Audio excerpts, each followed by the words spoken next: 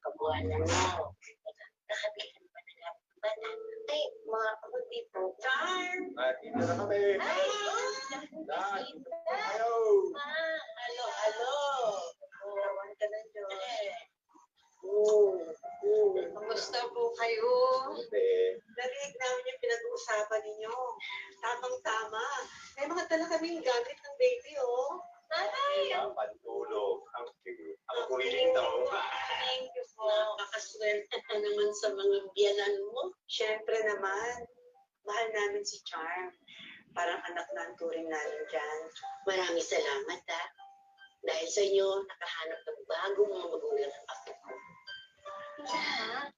Kahit naman pinamigay ako ng mga magulang ko sa inyo, parang kayo na rin ni Lolo yung naging tatay at nanay ko.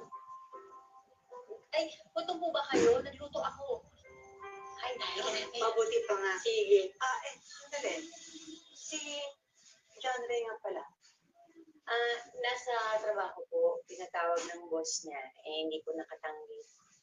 Naku, hindi na siya dapat nag-overtime, lalo na ngayon na malapit ng kabuhanan mo. Mas kailangan mo siya ngayon. Charm, anak, may problema ba kayo ni John Ray? Wala po. Okay lang po kami. Mabuti naman. Hello guys, mga ka-MPK, mag-subscribe na sa 3rd anniversary ng Magpakailanman Entertainment.